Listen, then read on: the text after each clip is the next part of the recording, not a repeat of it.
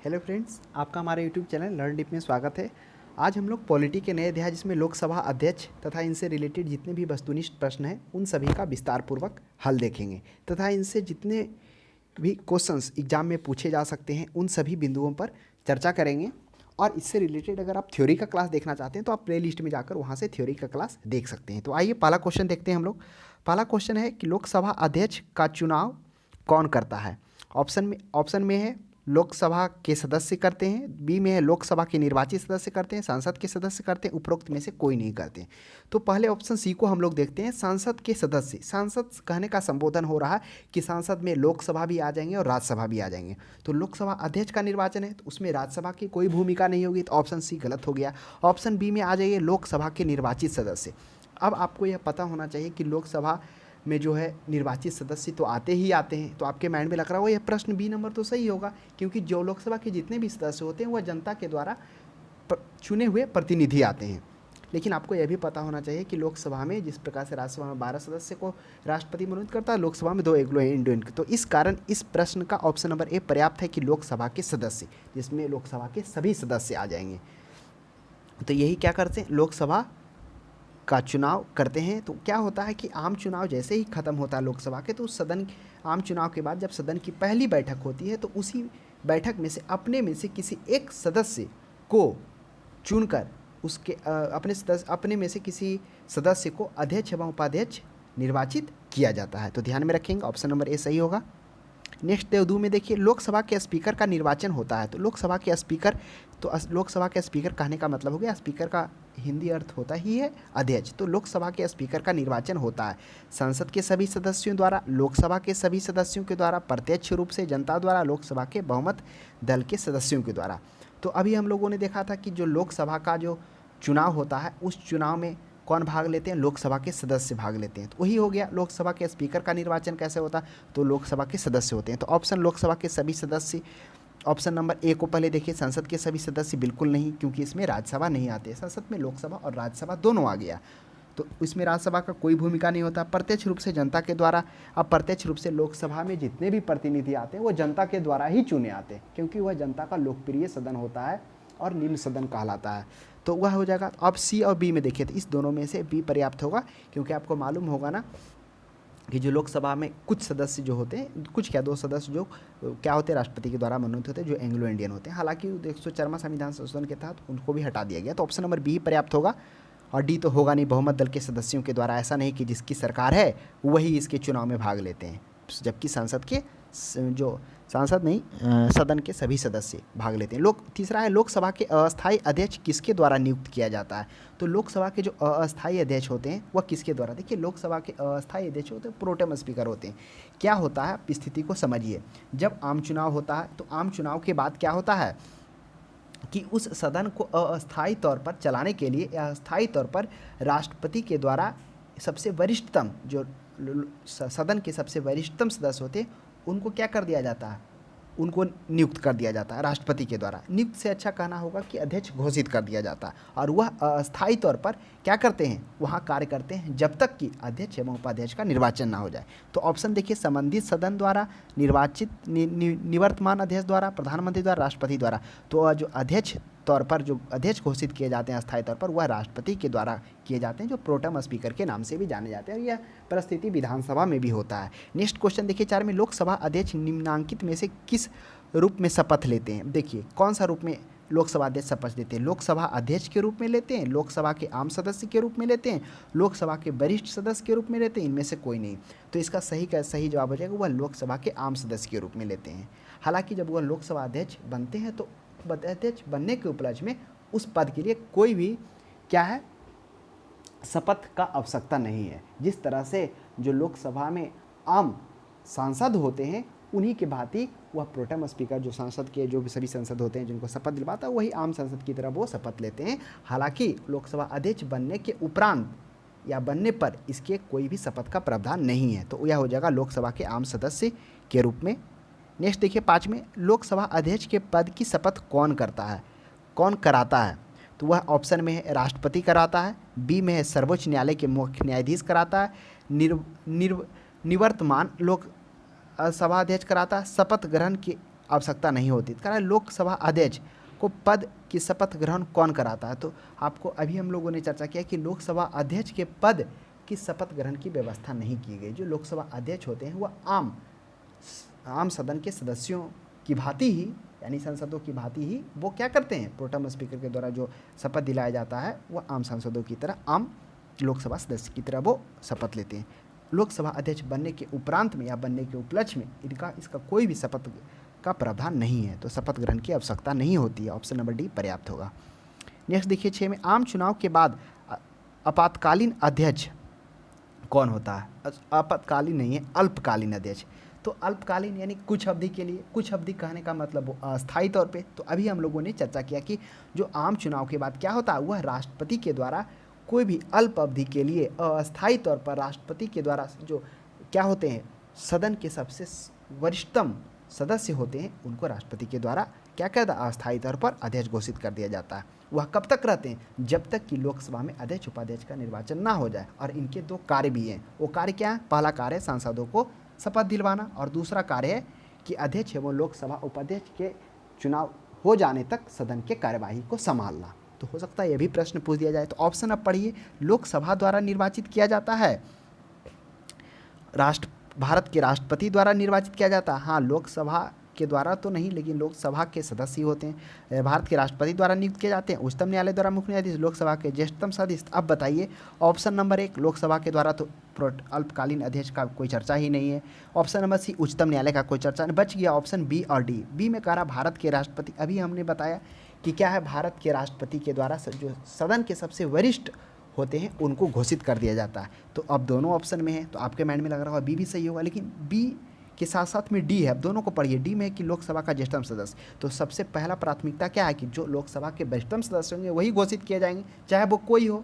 ऐसा तो नहीं है ना कि राष्ट्रपति जो कोई भी है, जो अल्पायु क्या करने का मतलब जो सबसे यंग है उसको भी कर सकता है, ऐसा नहीं। इसमें लिखा हुआ है कि जो सबसे वरिष्ठतम होंगे वही क्या किए जाएंगे, अल्प समय के लिए वह नियुक्त किए जाएंगे। तो ऑप्शन नंबर डी इसका पर्याप्त होगा। हाँ, अगर डी नहीं होता तो वह नियुक्त नहीं कहिए, राष्ट्रपति के द्वारा घोषित किया जाता है, वह कहना ज़्यादा उचित है। नियुक्त हो गया, जैसे राष्ट्रपति क्या करता है, प्रधानमंत्री मतलब जो भी बहुमत दल का नेता होता है वह प्रधानमंत्री की नियुक्ति करता है। तो ऑप्शन नंबर डी इसका पर्याप्त होगा, क्योंकि जो लोकसभा के सबसे ज्येष्ठ सबसे वरिष्ठतम सदस्य होते हैं उन्हीं को नियुक्त किया जाता है अल्पकालीन अध्यक्ष के लिए या प्रोटेम स्पीकर के लिए। उसके बाद जो सदस्य लोकसभा अध्यक्ष का चुनाव करते हैं वो होते हैं, कौन होते हैं जो सदस्य लोकसभा के अध्यक्ष का चुनाव करते हैं, पार्लियामेंट के होते हैं, मंत्रिमंडल के होते हैं, राज्यसभा के होते हैं, लोकसभा के होते हैं। तो वह जो सदस्य होते हैं लोकसभा के होते हैं। अभी हम लोगों ने चर्चा किया कि प्रत्येक आम चुनाव के बाद सदन की पहली बैठक जब होती है तो उसमें से अब सभी सदस्यों में से अपने में से किसी एक को अध्यक्ष अथवा उपाध्यक्ष का निर्वाचन या नियुक्ति किया जाता है, मतलब वही निर्वाचन होता है, उसमें से किसी एक को चुना जाता है, तो लोकसभा हो जाएगा। नेक्स्ट देखिए 8 में, लोकसभा अध्यक्ष अपना पद कब खाली करता है, लोकसभा भंग होने पर, राष्ट्रपति द्वारा ऐसा कहा जाने पर, अगली लोकसभा के गठन के बाद, राज्यसभा द्वारा संबंध में प्रस्तावित पारित होने के बाद। देखिए लोकसभा अपना पद कब खाली करता है, तो यह स्पष्ट रूप से कहा गया है कि लोकसभा अध्यक्ष का कार्यकाल निर्वाचन की तिथि से, निर्वाचन की तिथि कौन घोषित करता है, वह राष्ट्रपति करता है। तो निर्वाचन की तिथि से अगले आम चुनाव के बाद जब तक लोकसभा का प्रथम बैठक ना हुआ हो उससे पहले तक वो अध्यक्ष रहता है, चाहे उसके बीच में क्या हो चुका हो, चाहे वो क्या हो चुका हो, बस सदन लोकसभा भंग हो गया होगा फिर भी वो रहेगा। तो हर परिस्थिति में वो इस पर तो लगभग 5 साल का वो कार्यकाल उनका होता है। तो इस प्रश्न का सही जवाब हो जाएगा अगली लोकसभा के गठन के बाद, यानी जो क्या होता है निर्वाचन का तिथि जब उसके लागू होता है तो वह अगली आम चुनाव के प्रथम बैठक के पहले तक वो लोकसभा का अध्यक्ष नियुक्त होता है। अगर उसके पहले चाहे वो लोकसभा भंग भी हो जाए तब भी वह अपने पद पर बना रहेगा। तो इस प्रश्न को ध्यान दीजिएगा, ऐसा नहीं कि आप मार दीजिएगा लोकसभा के भंग होने पर, तो वह गलत हो जाएगा। नेक्स्ट देखिए 9 में, लोकसभा अध्यक्ष अपना त्यागपत्र किसको देते हैं, तो लोकसभा अध्यक्ष अपना त्यागपत्र वह उपाध्यक्ष को देते हैं, ऐसा नहीं कि राष्ट्रपति मारिएगा, और उपाध्यक्ष अपना त्यागपत्र वह लोकसभा अध्यक्ष को देते हैं। जिस प्रकार से राष्ट्रपति उपराष्ट्रपति होता है ना, ठीक वही व्यवस्था यहाँ पर है, अध्यक्ष उपाध्यक्ष को देगा और उपाध्यक्ष अध्यक्ष को देगा। नेक्स्ट देखिए 10 में, लोकसभा के अध्यक्ष को किस प्रकार पद से हटाया जा सकता है। ऑप्शन को पढ़िए ध्यान से कि लोकसभा पद, देखिए लोकसभा के अध्यक्ष को पद से हटाने का क्या है, उसके विरुद्ध है लोकसभा के सभी सदस्यों के द्वारा, और वह जो हो साधारण बहुमत के द्वारा। ऐसा नहीं कि कुछ विशेष बहुमत की आवश्यकता। विशेष बहुमत क्या था? विशेष बहुमत वही था ना कि होता एक विशेष था, एक विशिष्ट था। विशिष्ट राष्ट्रपति में प्रयोग होता था और विशेष संविधान संशोधन में याद रखता। तो यह ध्यान में रखिएगा, हो सकता है प्रश्न यह भी आपको पूछ दिया जाए कि निम्नलिखित में से राष्ट्रपति पर महाभियोग किस तरह लगाया जाता है। तो विशेष एक दिया रहेगा, विशिष्ट दिया रहेगा, दोनों में अंतर है। विशिष्ट में हो जाता है कि लोकसभा में सभी सदस्यों का 2/3 बहुमत से पास होना चाहिए, और विशेष में होता है कि उपस्थित और मतदान देने वाले में से 2/3 का उपस्थित होना। हालांकि वो तो अलग है मैटर, लेकिन यहाँ पर अगर उसका शब्द का उल्लेख आया तब हमने आपको बता दिया। तो कह रहा है उसका अध्यक्ष क्या होना चाहिए? लोकसभा में उपस्थित सदस्यों के साधारण बहुमत द्वारा 50% से अधिक बहुमत पारित हो जाएगा, तब वह पद से हटाया जा सकता है। हालांकि उनके हर पद से हटाने संबंधी एक प्रावधान है कि अगर उनके पद से हटाने संबंधी विचाराधीन हो, यानी सदन में विचार चल रहा हो या लाया जाने वाला हो, तो 14 दिन पूर्व उन्हें सूचना दिया जाता है। और उस 14 दिन पूर्व से पहले वो क्या कर सकते हैं? सदन में आकर वो अपना आम संसद की तरह बोल सकते हैं, वोटिंग भी कर सकते हैं। वह सभी पावर उनको रहता है लोकसभा अध्यक्ष को। तो 10 का 1 हो जाएगा। नेक्स्ट क्वेश्चन देखिए 11 में लोकसभा अध्यक्ष को प्रतिमाह कितना वेतन मिलता है? तो लोकसभा अध्यक्ष का प्रतिमाह वो 4 लाख वेतन मिलता है। और जिस तरह लोकसभा अध्यक्ष को 4 लाख मिलता है, उस तरह जो सभापति होते हैं, यानी जो राज्यसभा के सभापति होते हैं, उनका भी 4 लाख होता है। और इनसे ऊपर किनका होता है? वो राष्ट्रपति का होता है। और एक और ध्यान में रखिएगा कि क्या हुआ था लोकसभा अध्यक्ष के संबंध में, इसमें एक संशोधन लाया गया था। क्या था कि 2002 में क्या हो गया था? संसद द्वारा पारित एक संशोधन में यह कहा गया था कि यदि लोकसभा अध्यक्ष का मृत्यु अपने पद पर बने रहते हुए समय हो जाता है, तब क्या है, उस परिस्थिति में जो वेतन है, पेंशन है, वह क्या मिलेगा? उनके पत्नी या पति को दिया जाएगा। तो पेंशन हो गया, आवास हो गया, स्वास्थ्य संबंधी सुविधाएं उनको मिलेगा जब उनके पद पर रहते हुए मृत्यु हो जाता है। अब बताइए कि कौन से ऐसे व्यक्ति हैं, लोकसभा अध्यक्ष हैं, जिनको अपने पद पर रहते हुए मृत्यु हो गया है? उसका जवाब हमें दीजिए, बाकी आगे चर्चा उसकी होगी। नेक्स्ट देखिए 12 में लोकसभा अध्यक्ष के संबंध में निम्न में से कौन सा कथन सही है? तो वह भारत के राष्ट्रपति के प्रसाद पर्यंत पद का धारण करता है। तो क्या कभी ऐसा आप पढ़ें? नहीं। प्रसाद पर्यंत जो होता हुआ राज्यपाल होता है राष्ट्रपति के, यानी प्रसाद मतलब उनकी कृपा पात्र से वह अपने पद तक बना रहता है। तो नेक्स्ट देखिए, वह राष्ट्रपति के प्रसाद पर्यंत होता है, तो यह बिल्कुल नहीं होगा। वह निर्वाचन के समय सदन का सदस्य ना हो तो वह 6 माह के अंदर सदन का सदस्य बन सकता है, ऐसा बिल्कुल नहीं कहा गया। यह कहाँ कहा गया कि वह मंत्रिपरिषद में, मंत्रिमंडल में कहा गया कि अगर कोई मंत्री क्या हो, सदन का सदस्य नहीं हो, तो फिर भी वह क्या कर सकता है? वह मंत्री बन सकता है, बशर्ते मंत्री बनने के पश्चात वह 6 माह के अंदर में उसको कोई भी सदन का सदस्यता ग्रहण करना होता है, अन्यथा फिर वह खत्म हो जाता है। तो वह था किसके बारे में? वह था मंत्रिमंडल के बारे में जब हम लोगों ने देख रहा था। तो यह प्रश्न बी नंबर पे ऑप्शन सही हो जाएगा। आप सी में देखिए, सी में कह रहा है यदि सामान्य अवधि से पूर्व सदन को भंग कर दिया जाए तो अपना पद छोड़ना होगा।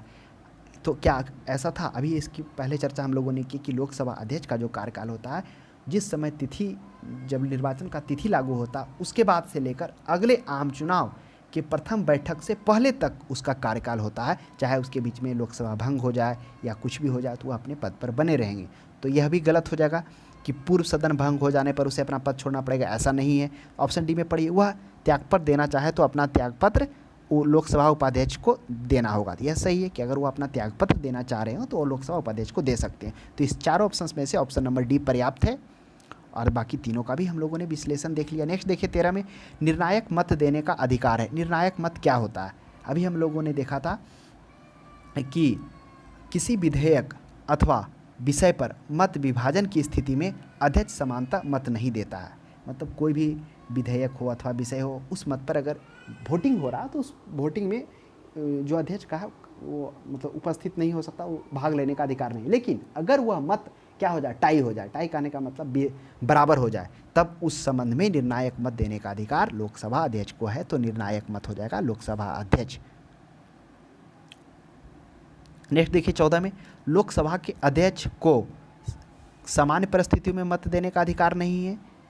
बिल्कुल सही बात है, सामान्य परिस्थिति में वो अपना मत नहीं दे सकता, चाहे कोई भी विधेयक का विषय पर हो।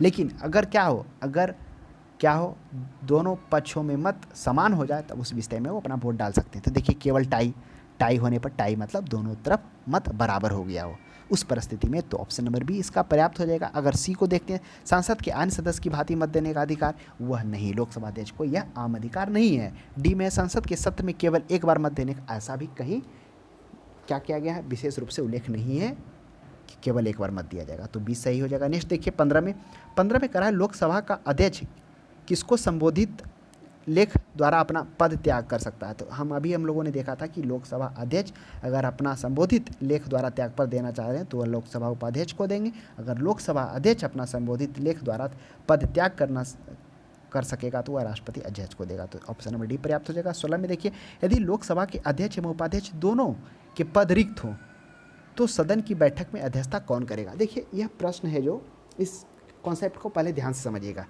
परिस्थिति क्या है कि अगर लोकसभा अध्यक्ष एवं उपाध्यक्ष दोनों का पद रिक्त हो तब उस स्थिति में जो अध्यक्ष द्वारा जो क्या किया गया हो, पीठासीन तालिका का गठन किया गया हो, ये पीठासीन तालिका जब लोकसभा अध्यक्ष और उपाध्यक्ष का निर्वाचन हो जाता है तो उसके बाद सदन में 10 सदस्यों का एक पीठासीन तालिका तैयार किया जाता है। और ये पीठासीन तालिका कौन होते हैं, ये वही संसद के सदस्य होते हैं, उस सदन के सदस्य होते हैं। और यह सदस्य का क्या कार्य होता है, अगर लोकसभा अध्यक्ष और उपाध्यक्ष दोनों अनुपस्थित हो तो उस अनुपस्थिति में वो उनका पद का धारण करेंगे, उनके कर्तव्य का निर्वहन करेंगे और वो सभी समान शक्तियाँ और अधिकार उनको मिलेगा। वह सबसे जो वरिष्ठ होंगे 10 में से, वो उसकी अध्यक्षता करेंगे। ये है कार्य इनका जो पीठासीन अधिकारी का। लेकिन यह कहा गया है कि अगर लोकसभा अध्यक्ष और उपाध्यक्ष का पद रिक्त हो तो उस परिस्थिति में ये पीठासीन क्या होंगे, वह उनका कार्य नहीं करेंगे, वह राष्ट्रपति द्वारा जो नियुक्त किए जाएंगे वही होंगे, जिसको हम लोगों ने देखा था ना, राष्ट्रपति के द्वारा घोषित किया था। तो इस प्रश्न का जो सही जवाब मेरे अनुसार तो होना चाहिए, करा लोकसभा अध्यक्ष एवं उपाध्यक्ष दोनों के पद रिक्त होते हो तो सदन की बैठक की अध्यक्षता कौन करेगा। इसका प्रश्न का आप जवाब आप हमें सही दीजिए, लेकिन कहीं इसका देखने को सी मिल रहा है, तो मेरे अनुसार तो सी नहीं होना चाहिए। अगर यहाँ पर रिक्त पद का उल्लेख ना होता, अगर अनुपस्थिति होता, तो बिल्कुल सही बात है कि जो अनुमोदित चेयरपर्सन के जो पैनल हैं, उस पैनल में जो 10 सदस्य होते हैं वही पीठासीन तालिका से जो सबसे वरिष्ठ होंगे उसकी अध्यक्षता करेंगे। बाकी इसका आप हमें बताइए क्या इसे सही जवाब होना चाहिए। बाकी जो इसका कॉन्सेप्ट था उसकी चर्चा हम लोगों ने कर ली। देखिए 17 में लोकसभा सचिवालय प्रत्यक्ष पर्यवेक्षण के अधीन है। जो लोकसभा सचिवालय है प्रत्यक्ष पर्यवेक्षण करने का मतलब निगरानी, वह किसके निगरानी में है, तो वह हो जाएगा लोकसभा अध्यक्ष। क्यों होगा, क्योंकि हम लोगों ने पढ़ा था कि क्या होता है, जो लोकसभा अध्यक्ष होते हैं उनके अनुमति के बिना ना ही संसद में आप परिवर्तन कर सकते हैं, ना ही संसद के परिसर में कोई नया भवन का निर्माण हो सकता है। तो इस तरह से स्पष्ट रूप से कहा जा सकता है कि लोकसभा सचिवालय का प्रत्यक्ष पर्यवेक्षण वह लोकसभा के अध्यक्ष के अधीन होता है। और इसकी अगर कार्यप्रणाली की भी बात की जाए तो उसमें भी हम लोगों ने देखा था कि वह सदन के सदस्यों को वह बोलने का अनुमति प्रदान कर सकते हैं तथा बोलने का समय भी निर्धारण कर सकते हैं। तो हर तरह का जो होता है लोकसभा सचिवालय का नियंत्रण वह लोकसभा अध्यक्ष के पास में होते हैं। नेक्स्ट देखिए 18 में, संसद के दोनों सदनों के बीच गतिरोध की स्थिति में संयुक्त अधिवेशन का अध्यक्षता कौन करता है। अगर गतिरोध की स्थिति में हो जाए तो संयुक्त अधिवेशन। अब हमें बताइए कि संयुक्त अधिवेशन किसके द्वारा किया जाता है। वह संयुक्त अधिवेशन अनुच्छेद 108 में इसका कहा गया, यह राष्ट्रपति के द्वारा बुलाया जाता है। और उस बुलाया तो जरूर राष्ट्रपति के द्वारा, लेकिन उसकी अध्यक्षता लोकसभा अध्यक्ष के द्वारा ही किया जाता है। और यह भी आपको हम बता दें कि लोकसभा अध्यक्ष अगर संयुक्त अधिवेशन में भी टाई होता है तो उस समय भी अगर निर्णायक मत देना हो तो लोकसभा अध्यक्ष का मान्य है उसमें। नेक्स्ट देखिए 19 में, लोकसभा में किसी विधेयक को धन विधेयक के रूप में कौन प्रमाणित करता है। तो यह जो धन विधेयक के रूप में प्रमाणित करने का अधिकार किसे है, वह लोकसभा अध्यक्ष को है। यानी अध्यक्ष यह प्रमाणित करता है कि कोई विधेयक धन विधेयक है अथवा नहीं, तो यह लोकसभा अध्यक्ष हो जाएगा। और अंतिम निर्णय भी उन्हीं का होता है। नेक्स्ट देखिए, निम्नलिखित में से किस समिति का पदेन अध्यक्ष लोकसभा अध्यक्ष होता है। तो किसका होता है, प्राक्कलन समिति का, लोकलेखा समिति का, नियमन समिति का, विशेषाधिकार समिति का। अब इस परिस्थिति को समझिए, जो लोकसभा अध्यक्ष होते हैं स्वयं कार्य मंत्रणा समिति और सामान्य प्रयोजन समिति तथा नियमन समिति, इन तीनों का वो क्या होते हैं, अध्यक्ष स्वयं होते हैं। तो अब इस ऑप्शन में ना ही कार्य मंत्रणा समिति है, ना ही सामान्य प्रयोजन समिति है और नियमन समिति इस ऑप्शन में है। तो इन तीनों का अध्यक्ष लोकसभा अध्यक्ष स्वयं होते हैं, तो नियमन समिति हो जाएगा। और बाकी प्राक्कलन समिति है, लोकलेखा समिति, विशेषाधिकार समिति। और हम आपको बता दें कि लोकसभा अध्यक्ष ही लोकसभा के जो सभी संसदीय समितियां होती है उनके अध्यक्षों को नियुक्त उन्हीं के द्वारा किया जाता है। तो अगर इन सभी जितने भी संसदीय समितियां, चाहे वो वित्तीय समिति हो, चाहे वो जांच समिति हो, उन सभी के समितियों के अध्यक्षों को नियुक्त करने का अधिकार लोकसभा अध्यक्ष को ही है। और साथ में जो कुछ ऐसे क्या हैं, समिति हैं जिसके वो खुद अध्यक्ष होते हैं, जिसमें हम लोगों ने देखा कार्य मंत्रणा समिति, सामान्य प्रयोजन समिति, नियमन समिति। और प्राक्कलन समिति वही होता है लोकलेखा समिति का। लोकलेखा समिति कौन होता है, ये चर्चा हम लोग पहले भी किए थे। लोकलेखा समिति जो होता है यह क्या होते हैं, इसमें 22 सदस्य होते हैं, 15 लोकसभा से, 7 राज्यसभा से होते हैं। लोकलेखा समिति सबसे पुरानी जो समिति है तो यही लोकलेखा समिति, इसका गठन 1921 में ही हुआ था, तो ध्यान में रखिएगा। यही लोकलेखा समिति, इसका कार्य क्या है, यह कार्य है जो कैग अपना रिपोर्ट देता है उसको सरलतम भाषा में तथा वह उसको जाँच कर सदन के पटल पर वह रखता है, और उसी के अनुरूप यह प्राक्कलन समिति काम करता है। प्राक्कलन समिति का एक और विशेष कार्य है जो वित्त मितव्ययी के क्षेत्र में वो काम करता है कि वो कम से कम खर्च किया जा सके, उस पर वो अनुमोदन अपना निर्णय, अपना परामर्श दे सकता है। नेक्स्ट देखिए 21 नेक्स्ट क्वेश्चन देखते हैं। 21 में लोकसभा में गणपूर्ति यानी कोरम, जिसको हम लोग कोरम कहते हैं, पूरा नहीं होने की स्थिति में लोकसभा अध्यक्ष क्या कर सकता है। पहले हम लोग थोड़ा कोरम को समझ लेते हैं। कोरम क्या होता है, कोरम होता है कि सदन की कुल संख्या का 10वां भाग, यानी सदन को चलने के लिए 1/10 भाग उपस्थित होना आवश्यक है। वही 1/10 जो सदस्य उपस्थित होते हैं वो कोरम कहलाते हैं। तो वही कह रहा है कि सदन की कुल संख्या का 1/10 भाग उपस्थित नहीं है, तो अध्यक्ष का यह कर्तव्य है कि वह सदन को क्या कर दे, स्थगित कर दे, वह निलंबन कर दे, निलंबन माने सस्पेंड कर दे, अथवा गणपूर्ति होने तक उसको निलंबित कर दे। तो इन दोनों में उपयुक्त में से कुछ भी हो सकता है, लोकसभा अध्यक्ष कर सकता है। अगर नहीं है तो सस्पेंड करेगा तब तक, या फिर वो स्थगन करेगा। नेक्स्ट देखिए 22 में कह रहा है लोकसभा के महासचिव की नियुक्ति कौन करता है। तो लोकसभा के महासचिव की नियुक्ति वो कौन करता है, वह अध्यक्ष के द्वारा किया जाता है। अब आइए लोकसभा महासचिव के बारे में थोड़ा सा जान लेते हैं, ये क्या है महासचिव। तो देखिए इनकी नियुक्ति तो अध्यक्ष के द्वारा की जाती है, इनका कार्य क्या है थोड़ा सा उसे हम लोग देख लेते हैं, हो सकता है प्रश्न इससे भी बन जाए। तो क्या होता है कि राष्ट्रपति की ओर से जो सदन में उपस्थित होने के लिए जो सदन को आमंत्रित किया जाता है वह यही आमंत्रित करते हैं, कौन, लोकसभा महासचिव। तथा यह क्या होते हैं, अध्यक्ष की अनुपस्थिति में विधेयकों को प्रमाणित करने का भी काम इनको सौंपा गया है महासचिव को। और अन्य काम है जैसे सदन की ओर से संदेश भेजना या अध्यक्ष के संदेशों को प्राप्त करना, ये महासचिव का कार्य है। तो जिनकी नियुक्ति लोकसभा अध्यक्ष के द्वारा किया जाता है, तो ध्यान में रखिएगा इनका कार्य, हो सकता है प्रश्न इससे भी बन जाए। नेक्स्ट 23 में संसद के संयुक्त अधिवेशन में से किसी विधेयक पर निर्णायक मत देने का अधिकार किसे है। अब संसद के संयुक्त अधिवेशन में किसी विधेयक पर निर्णायक मत देने का अधिकार किसको है, वह लोकसभा अध्यक्ष को है। हम लोगों ने देखा था कि अध्यक्ष यह प्रमाणित करता है कि कोई भी विधेयक धन विधेयक है अथवा नहीं। ये तो धन विधेयक के मामले में था, और था कि अगर क्या हो जाता हो कि अगर सदन में कोई भी विधेयक या मत विभाजन हुआ हो, उस परिस्थिति में दोनों तरफ से मत समान हो जाता हो, तब उस परिस्थिति में निर्णायक मत देने का अधिकार लोकसभा अध्यक्ष को है। तो 23 का सही जवाब हो जाएगा ऑप्शन नंबर बी हो जाएगा। नेक्स्ट देखिए 24 में इसका निर्णय कौन करता है कि कोई विधेयक है अथवा नहीं। तो इसका सॉल्यूशन हम लोग ऊपर कर दिया कि कोई भी विधेयक, इसका निर्णय कौन करता है, यह अध्यक्ष यह प्रमाणित करता है कि कोई भी विधेयक क्या है, वित्त विधेयक है अथवा नहीं। और धन विधेयक को ही करता है, लेकिन वित्त विधेयक के मामले में भी वह क्या करता है, वह निर्णय देता है कि कौन से विषय वित्त विधेयक से संबंधित है। तो ध्यान रखिएगा इसका लोकसभा अध्यक्ष ही सही हो जाएगा, लोकसभा के स्पीकर। हाँ, धन विधेयक में क्या अंतर है, धन विधेयक में कि तो वह तो क्या करता है, उसको धन विधेयक में प्रमाणित भी करता है तथा वह अंतिम निर्णय भी, निगरानी का काम भी करता है। इस संबंध में अंतिम निर्णय देता है धन विधेयक के मामले में। 25 में किसी भी विधेयक को धन विधेयक होने का अंतिम निर्णय। देखिए अभी वही प्रश्न आ गया कि किसी भी विधेयक को धन विधेयक होने का अंतिम निर्णय। तो पहला तो यह अधिकार, क्या अधिकार है कि अध्यक्ष यह प्रमाणित करता है कि कोई भी विधेयक धन विधेयक है अथवा नहीं। साथ ही यह संबंध में वह अंतिम निर्णय भी देता है, किसके मामले में, धन विधेयक के मामले में लोकसभा अध्यक्ष।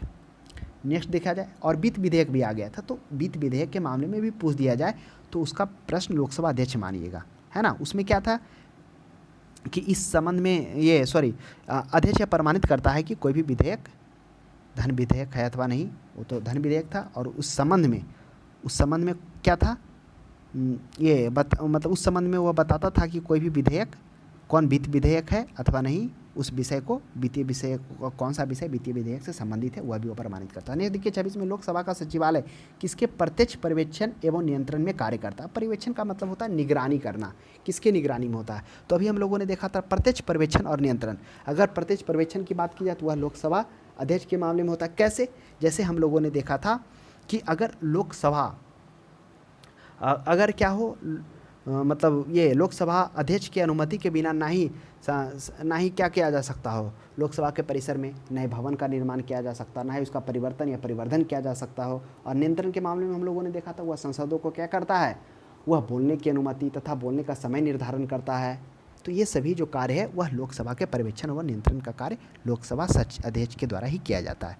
नेक्स्ट देखिए 27 में कह रहा है निम्नलिखित में से कौन सा लोकसभा अध्यक्ष के अधिकारों में नहीं है। तो कौन सा? यह निश्चय करना कि कोई विधेयक धन विधेयक है अथवा नहीं, यह बिल्कुल लोकसभा के अधिकार में है।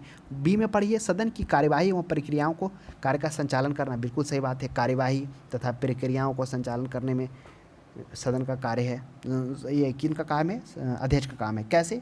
जिसमें से हम लोगों ने क्या देखा था कार्यवाही के क्षेत्र में कि स्थगित करना तथा निलंबित करना, ये सभी उनके प्रक्रियाएं हैं ना कार्यवाही का, कि अगर 10वां भाग कोरम नहीं उपस्थित हुआ हो तो उसको स्थगित कर सके, या फिर जब तक क्या हो गणपूर्ति होने तक वह निलंबन कर सकता हो। तीसरा वाद विवाद एवं मतदान में भाग लेना। देखिए यह चीज़ हम लोगों ने देखा था कि अगर क्या हो समानता मतलब किसी भी विधेयक अथवा विषय पर मत विभाजन की स्थिति में अध्यक्ष समानता मत नहीं देता है, तो यह हो जाएगा समान स्थिति में तो मत नहीं देता। वह कब मत देता है? ओनली जब दोनों पक्ष में मत बराबर हो। तो ऑप्शन नंबर सी पर्याप्त नहीं है। डी पढ़िए सदन की समितियों में सदस्यों को नियुक्त करना। हम लोगों ने देखा था कि सदन की जितनी भी समितियां हैं उन समितियों के अध्यक्षों को और साथ में उस सदस्यों को भी नियुक्त करने का काम इन्हीं का है। तो ध्यान में दीजिएगा, अगर अध्यक्ष पूछ दिया जाए कि संसदीय समितियों के अध्यक्ष का नियुक्ति किनके द्वारा किया जाता तो वह लोकसभा अध्यक्ष होगा, सदस्य भी लोकसभा अध्यक्ष। तो ऑप्शन नंबर सी इसका पर्याप्त हो जाएगा। नेक्स्ट देखिए 28 में कोई विधेयक धन विधेयक है या नहीं इसका निर्णय कौन करता है। तो कोई विधेयक धन विधेयक है नहीं इसका निर्णय लोकसभा अध्यक्ष के द्वारा किया जाता है, जिसमें हम लोगों ने देखा था कि अध्यक्ष यह प्रमाणित करता है कि कोई भी विधेयक धन है अथवा नहीं, तथा अंतिम निर्णय भी कौन देता है? लोकसभा अध्यक्ष ही देता है इस मामले में। नेक्स्ट देखिए 29 में भारत में लोकसभा का अध्यक्ष क्या होता है। ऑप्शन ए में है मनोनीत किया जाता है, बी में है चयनित किया जाता है, सी में निर्वाचित किया जाता है और डी में नियुक्त किया जाता है। अब आप बताइए कि इस प्रश्न का जवाब क्या होना चाहिए। तो इस प्रश्न का सही जवाब होना चाहिए लोकसभा अध्यक्ष जो होता है उसका निर्वाचन कैसे होता है? जैसे ही आम चुनाव के बाद जब सदन की पहली बैठक होती है तो उस समय में सभी सदस्यों में से अपने सदस्यों में से किसी एक को अध्यक्ष अथवा उपाध्यक्ष का निर्वाचन किया जाता है। तो सही जवाब हो जाएगा वह निर्वाचित किया जाता है, ना ही मनोनीत, ना ही चयनित, ना ही नियुक्ति। उस प्रश्न का सही जवाब निर्वाचित। नेक्स्ट देखा जाए 30 में लोकसभा के अध्यक्ष को कैसे हटाया जा सकता है। देखिए लोकसभा अध्यक्ष को कैसे हटाया जा सकता है। ऑप्शन 1 में पढ़ते हैं क्या करा है कि लोकसभा के उपस्थित सदस्यों के 2/3 बहुमत से पारित संकल्प के द्वारा। ऐसा नहीं है कि उसके लिए विशेष बहुमत की आवश्यकता है। उसके बाद बी में है लोकसभा के सभी सदस्यों के बहुमत से पारित संकल्प के द्वारा। हाँ ऐसा है कि लोकसभा के सभी सदस्य उसमें उपस्थित होते हैं, उन्हीं के द्वारा पारित बहुमत द्वारा। इसमें ना ही प्रावधान किया गया है विशेष बहुमत, तो बहुमत के द्वारा यानी साधारण बहुमत के द्वारा, यानी आधे से अधिक जब वो आ जाएगा तब वो क्या हो जाएगा? पारित हो जाएगा। तो आपको एक बात यह ध्यान में रखना होता है कि लोकसभा अध्यक्ष को हटाने के संबंधी में आपको 14 दिन पहले उनको सूचना दिया जाता है, और वह जब विचाराधीन हो मामला यानी हटाने संबंधी विचार चल रहा हो तब उस परिस्थिति में वो क्या कर सकते हैं? वह लोकसभा अध्यक्ष क्या कर सकते हैं? सदन के बैठकों में शामिल हो सकते हैं तथा मतदान भी कर सकते हैं और समान रूप से बोलने का भी अधिकार है। लेकिन वह अध्यक्ष पर अध्यक्षता नहीं करेंगे जब विचाराधीन मामला हो चल रहा हो तब। यह बात भी ध्यान में रखिएगा। तो इस प्रश्न का सही जवाब हो जाएगा लोकसभा के सभी सदस्यों के बहुमत से पारित संकल्प द्वारा। अगर साधारण बहुमत होता तो वह भी प्राप्त होता कि लोकसभा के सदस्यों के द्वारा साधारण बहुमत के द्वारा उन्हें हटा दिया जाता है। नेक्स्ट क्वेश्चन देखिए 31 में संसद के दोनों सदनों की संयुक्त अधिवेशन कौन बुलाता है। तो संसद के दोनों सदनों की संयुक्त अधिवेशन कौन बुलाता है? वह लोकसभा अध्यक्ष के द्वारा। बुलाता तो राष्ट्रपति है लेकिन किया किसके द्वारा जाता है? वह किया जाता है अध्यक्षता उसके राष्ट्रपति के द्वारा। तो ध्यान में रखिएगा इस प्रश्न का सही जवाब क्या होना चाहिए? इस प्रश्न का सही जवाब हो जाएगा ऑप्शन नंबर बी हो जाएगा, क्योंकि कार्य बुलाता है ना, तो बुलाता है राष्ट्रपति बुलाता है और अध्यक्षता कौन करता है? अध्यक्षता कर जाता है लोकसभा अध्यक्ष के द्वारा। तो इस सब प्रश्न का सही जवाब बी हो जाएगा। नेक्स्ट देखिए प्रथम भारत के स्पीकर कौन थे? स्पीकर कहने का मतलब अध्यक्ष कौन थे? तो वह थे जीवी मावलंकर। यही जीवी मावलंकर जी हैं लोकसभा के प्रथम अध्यक्ष होते हैं। बहुत बार प्रश्न पूछा गया। इनका कार्यकाल क्या रहा था वो ध्यान में रखिएगा। 52 से 56 में रहते हैं जब ये स्पीकर के रूप में ये निर्वाचित होते हैं। उसी समय जो रहते हैं अनंतयर अयंगर वो होते हैं, वो लोकसभा के उपाध्यक्ष के रूप में भी निर्वाचित होते हैं। तो इस बात को भी ध्यान में रखिएगा। तो नेक्स्ट क्वेश्चन देखिए 33 में, स्वतंत्र भारत के प्रथम लोकसभा अध्यक्ष कौन थे? तो स्वतंत्र भारत के प्रथम लोकसभा के अध्यक्ष वो कौन थे? वह थे जीवी मावलंकर, जिसकी चर्चा अभी हम लोगों ने किया था। तथा उपाध्यक्ष कौन थे? वह थे अयंगर जी थे। तो ध्यान में रखिएगा कब थे, कब से कब तक थे? 52 से 56 तक वो रहते हैं लोकसभा अध्यक्ष के पद पर। नेक्स्ट देखिए 34 में, भारत के किस राष्ट्रपति ने पूर्व में लोकसभा अध्यक्ष का पद भी संभाला था? कह रहा कौन से ऐसे राष्ट्रपति थे जो पूर्व में लोकसभा पद का अध्यक्ष भी संभाल लिए थे? वह है नीलम संजीव रेड्डी जी। नीलम संजीव रेड्डी के बारे में बता दें, यह आंध्र प्रदेश से बिलोंग करते हैं। हालांकि इनका जो मतलब परिवार है वो पिताजी ऑलरेडी फार्मर ही थे, वहीं से बिलोंग करते हैं। धीरे धीरे वे राष्ट्रीय राजनीति में आते हैं और भारत छोड़ो आंदोलन में भी कुछ हिस्सा लेते हैं। महात्मा गांधी के साथ ये अपना कुछ समय भी व्यतीत करते हैं, काफ़ी आकर्षित भी होते हैं। फिर धीरे धीरे राजनीतिक में आते हैं, आंध्र प्रदेश का मुख्यमंत्री भी बनते हैं, वहाँ त्यागपत्र दे देते हैं, है ना। इनकी चर्चा आगे हम लोग इनकी पूरी जीवनी करेंगे। लेकिन यहाँ पर कह रहा है कि अध्यक्ष के नीलम संजीव रेड्डी हैं जो 1967 से 69 के बीच में क्या बनते हैं? लोकसभा अध्यक्ष बनते हैं। तथा ये राष्ट्रपति जो हैं वह 1977 से 82 में बनते हैं। यही नीलम संजीव रेड्डी थे जो पहला बार लोकसभा अध्यक्ष के लिए चुने जाते हैं राष्ट्रपति के लिए, और उसमें हार जाते हैं बीबी गिरी, जिसमें बीबी गिरी का सपोर्ट सोनिया गांधी कर देती है, यानी कहने का मतलब कांग्रेस पार्टी कर देती है। और वही फिर उसके बाद वो अपना राजनीतिक जीवन छोड़ के फिर से वो खेती उती करने के लिए चले जाते हैं अनंतपुर आंध्र प्रदेश। लेकिन फिर बाद में 1977 ईस्वी में सक्रिय होते हैं। फिर वही 1969 में होते हैं सक्रिय लाल बहादुर शास्त्री जी, फिर इनको लाते हैं राजनीतिक में। वो पहली बार फिर निर्विरोध चुने जाते हैं। अभी तक भारत के पहले राष्ट्रपति हैं जो निर्विरोध ये चुने जाते हैं। तो हालांकि इनका भी जीवनी काफ़ी अच्छा है, कभी मौका मिले तो पढ़िएगा। तो नीलम संजीव रेड्डी हो जाएंगे जो कब से कब तक रहे थे? 1967 से 1969 ईस्वी तक रहे थे। हालांकि एक और उसके बाद 1977 में भी कुछ महीना के लिए ये रहे थे वो लोकसभा अध्यक्ष। लेकिन उसी के बाद 1977 ईस्वी में उसके बाद ये राष्ट्रपति के लिए निर्वाचित हो जाते हैं। इसके कारण लोकसभा अध्यक्ष का पद क्या करते, छोड़ देते। कभी कभी प्रश्न ये भी पूछ दिया जाता है कि कौन 2 बार अपने लोकसभा अध्यक्ष का पद संभाले थे राष्ट्रपति बनने के पूर्व? यही हो जाएगा नीलम संजीव रेड्डी जी। एक बार 67 से 69 और वही 77 में बने हुए रहते हैं अध्यक्ष, तो फिर लोकसभा के लिए निर्वाचित हो जाते हैं, वही निर्विरोध चुने जाते हैं। नेक्स्ट क्वेश्चन देखिए 35 में, प्रथम स्पीकर जिसके खिलाफ लोकसभा में अविश्वास प्रस्ताव लाया गया था वह कौन से स्पीकर थे? जिनके तब वही थे जीवी मावलंकर जी थे जिनके विरुद्ध अविश्वास प्रस्ताव सबसे पहली बार लाया गया था। 1952 से 56 में ये रहते हैं अध्यक्ष पद पर। अब नेक्स्ट देखिए, नेक्स्ट 36 में देखते हैं, निम्नलिखित में से कौन लोकसभा के अध्यक्ष के पद पर 2 अवधियों के लिए निर्वाचित नहीं हुए? ये सभी जो हैं जो 2 बार अपने पद पर निर्वाचित हुए थे। कौन है? पहला बाल योगी जी है। बाल योगी जी भी 2 बार हुए थे। कब कब हुए थे? यह 1998 में होते हैं और 1998 से 99 1 साल इधर रहते हैं। फिर यह 99 से 2002 तक रहते हैं। कौन? GMC बाल योगी जी। फिर नीलम संजीव रेड्डी, अभी चर्चा हम लोगों ने किए थे कि ऐसे थे नीलम संजीव रेड्डी जो निर्विरोध राष्ट्रपति भी चुने गए थे। तो यह अपना लोकसभा अध्यक्ष के पद पर कब रहते हैं? एक बात रहते हैं 1967 ईस्वी से 1969 ईस्वी तक, और दूसरा 1977 में। ही 1977 ईस्वी के जब वो लोकसभा अध्यक्ष बने हुए रहते हैं तब उनको फिर राष्ट्रपति के लिए चुन लिया जाता है। तो ये हो गया। फिर बलराम जाखड़ कब से कब तक रहते हैं? यह 1980 से 84 रहते हैं। वही 80 में इंदिरा गांधी की मौत होती है। कब होता है इंदिरा गांधी का मौत? हाँ, वो 80 में नहीं होता है, वो 84 में होता है 31 अक्टूबर को। उसके बाद फिर वो बनते हैं, ये राजीव गांधी बनते हैं ना।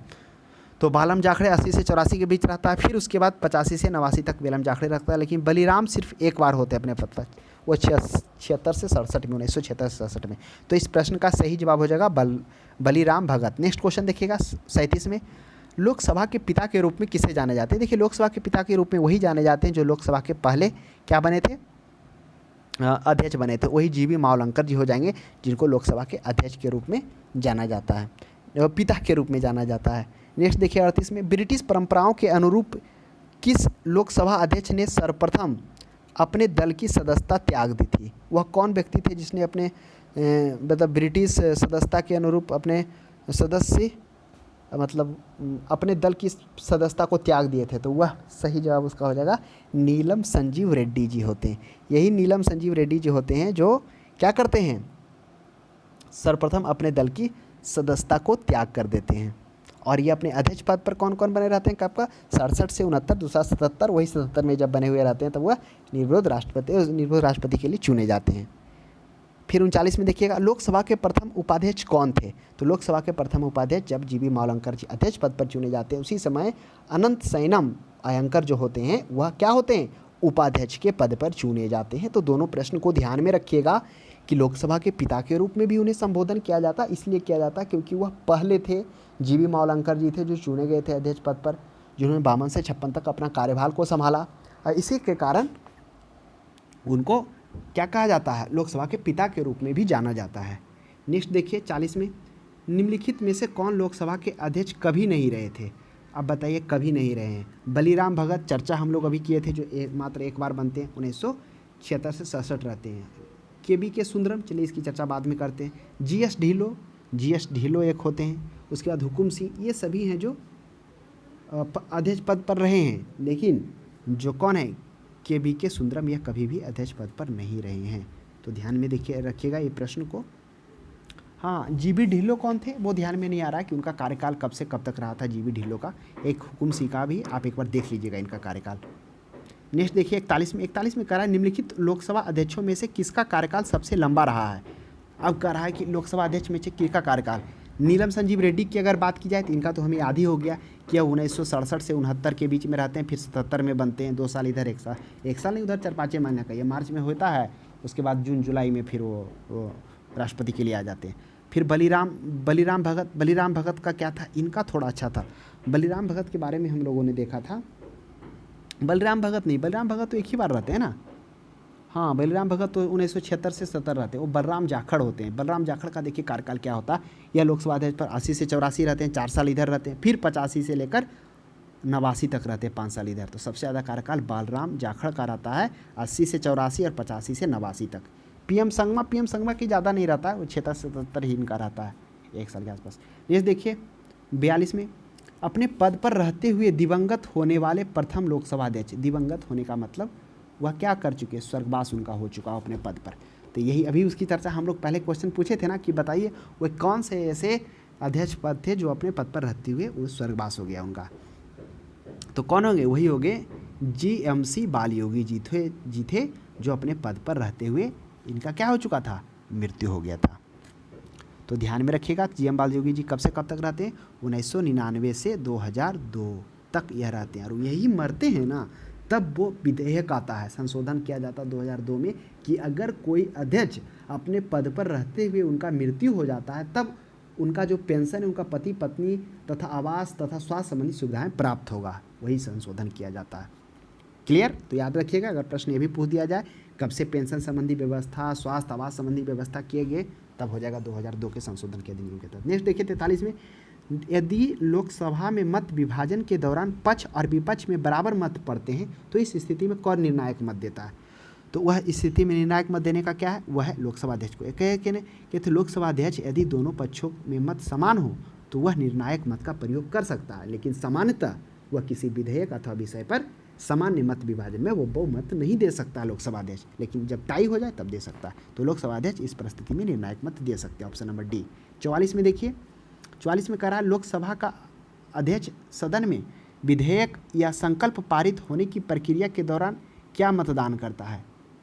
अब देखिए क्या करता है, केवल पक्ष में करता है, केवल विपक्ष में करता है, किसी प्रश्न या विषय विपक्ष में समान मतों की स्थिति या निर्णायक मत में करता है। अब देखिए आपके मन में प्रश्न उठा हो, केवल पक्ष में, कुछ समय के लिए सोचे थे, अभी हो सकता है केवल विपक्ष में। फिर सी में करा किसी प्रश्न पर पक्ष एवं विपक्ष में समान मतों की स्थिति में निर्णायक मत दे सकता है। वह निर्णायक मत कभी भी दे सकता है, वह पक्ष में दे या विपक्ष में दे, है ना।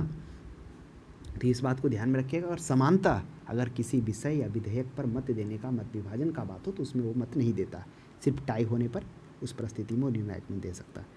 नेक्स्ट देखिए 45 में कहा अध्यक्ष अथवा उपाध्यक्ष की अनुपस्थिति में सदन का कार्य सुचारू रूप से चलाने के लिए अध्यक्ष द्वारा कितने सभापतियों की एक नामवाली तैयार की जाती है। देखिए ये हालांकि पहले 7 था, लेकिन अब 7 नहीं है। अब फिर से इस चीज़ को समझते हैं।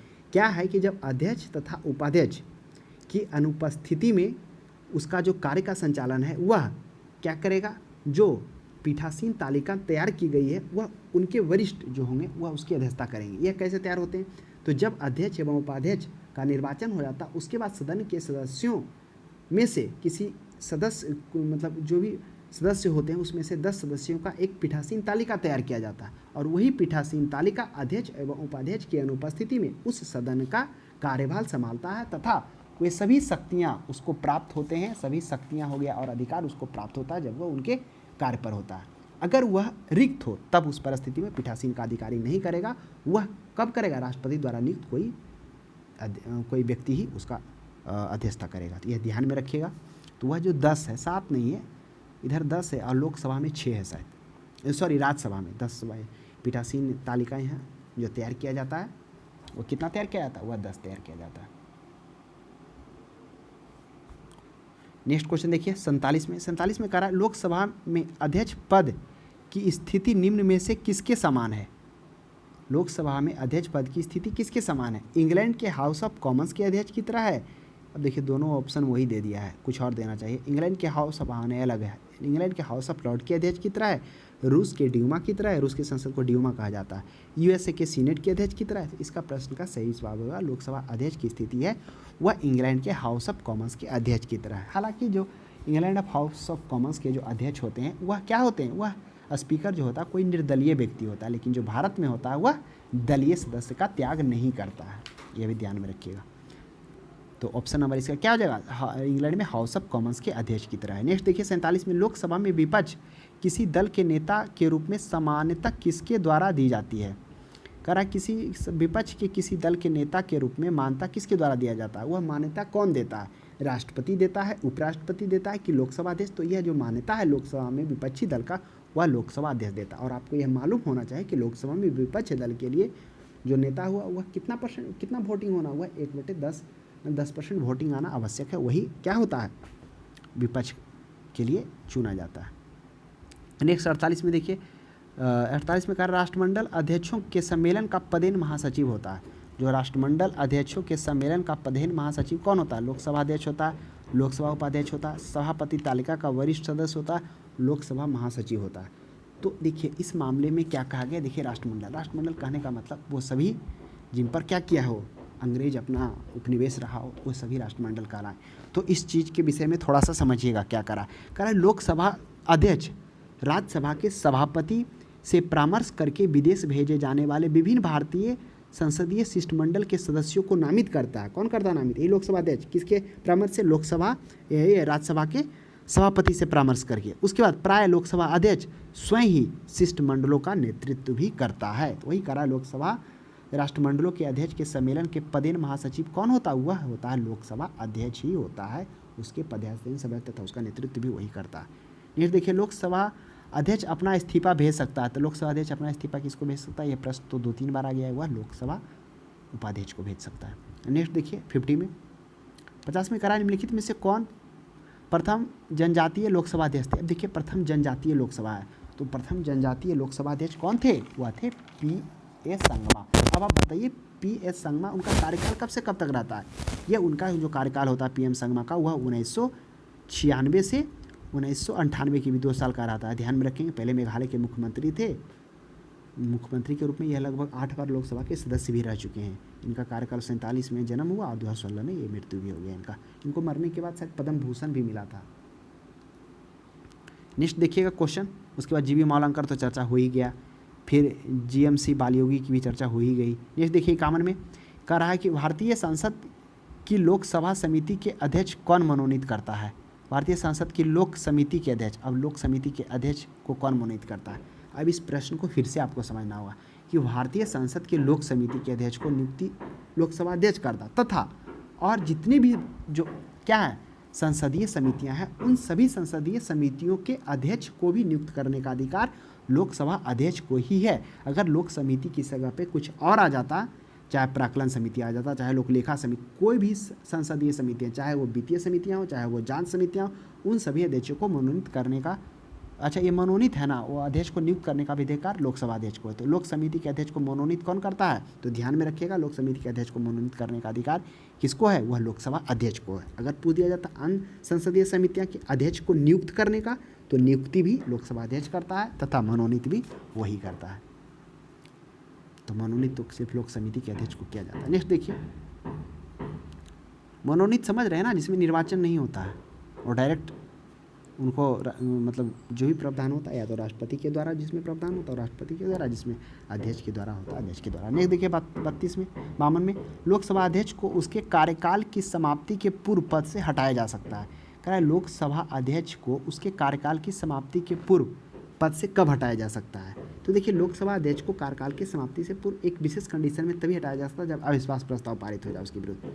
तो यह भी कहा गया है कि जब लोकसभा अध्यक्ष को हटाने संबंधी संकल्प विचाराधीन हो, यानी जिस पर विचार किया जा रहा तो उस स्थिति में सदन की बैठक में क्या कर सकता है लोकसभा अध्यक्ष एक सामान्य सदस्य के रूप में उपस्थित हो सकता है, बोल सकता है, मत दे सकता है, परंतु वह अध्यक्षता नहीं कर सकता। यही है जब विचाराधीन हो, मामला चल रहा हो हटाने संबंधी तब। तो कह रहा है कि कार्यकाल समाप्ति पूर्व पद से हटाया जा सकता, हटाया नहीं जा सकता इसको। अब देखिए कौन परिस्थिति क्या है। प्रधानमंत्री की संतुष्टि द्वारा राष्ट्रपति द्वारा बिल्कुल नहीं। ऐसा नहीं है कि लोकसभा अध्यक्ष को आप प्रधानमंत्री की संतुष्टि के द्वारा राष्ट्रपति को हटा देंगे। जिस प्रकार से मंत्रिमंडल के सदस्यों को प्रधानमंत्री की संतुष्टि पर राष्ट्रपति के द्वारा हटाया जाता है, लेकिन लोकसभा अध्यक्ष के साथ ऐसा कोई प्रावधान नहीं है। वह सिर्फ मंत्रिपरिषद और मंत्रिमंडल के साथ है। यदि लोकसभा इस आशय का प्रस्ताव पारित कर दे, हाँ ये कंडीशन है कि अगर लोकसभा इस आशय का प्रस्ताव यानी साधारण बहुमत से पारित कर दे तब हो सकता है। बी चलिए पॉसिबिलिटी है। सी में देखिए यदि लोकसभा प्रधानमंत्री इस प्रकार निर्णय बिल्कुल नहीं। यदि संसद के दोनों सदन इस आशय का प्रस्ताव पारित कर दे, दोनों सदन क्या, दोनों सदन लोकसभा अध्यक्ष के लिए राज्यसभा का कोई लेना देना है ही नहीं, तो इसलिए ऑप्शन डी भी गलत है, बी पर्याप्त है। नेक्स्ट देखिए 53 में लोकसभा में वोटिंग के दौरान पहले चरण में कौन मत नहीं डाल सकता है। तो वही अध्यक्ष नहीं डाल सकता है। वह कब डाल सकता है, जब दोनों तरफ मत समान हो, उस परिस्थिति में वो निर्णायक मत दे सकता है। समानता ऐसे कोई विधेयक या विषय पर मत विभाजन में भाग नहीं लेता है लोकसभा अध्यक्ष। तो लोकसभा ये क्या हो जाएगा, ये ऑप्शन नंबर ए अध्यक्ष हो जाएगा। 54 देखिए, 54 में कह रहा है निम्नलिखित में से कौन लोकसभा की पहली महिला स्पीकर थी। तो महिला पहले स्पीकर वो सिर्फ मीरा कुमार बनती है। कब बनती है, देखिए मीरा कुमार है, ऐसा नहीं समझिए कुमार है तो वो लड़का होगा।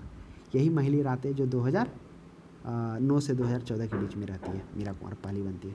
नेक्स्ट देखिए 55 में संविधान के निम्न अनुच्छेदों में से कौन एक अबंधित करता है कि मत बराबर होने की दिशा में लोकसभा अध्यक्ष का मत निर्णायक हुआ वह प्रयोग करेगा। वह कौन सा अनुच्छेद में वर्णन है, वह अनुच्छेद 100 में कहा गया है कि अगर मत क्या हो मत समान हो गया हो तब उस परिस्थिति में निर्णायक मत कौन दे सकता है, निर्णायक मत लोकसभा अध्यक्ष दे सकता है, जो अनुच्छेद 100 में है। और संयुक्त अधिवेशन की अध्यक्षता वह 108 में है, तो वह भी ध्यान में रखिएगा। नेक्स्ट देखिए 56 में है लोकसभा के अध्यक्षता कौन करता है। तो लोकसभा की अध्यक्षता लोकसभा अध्यक्ष करेगा। और कौन करेगा, स्पीकर है, स्पीकर को अध्यक्ष कहते हैं, तो ये हो जाएगा।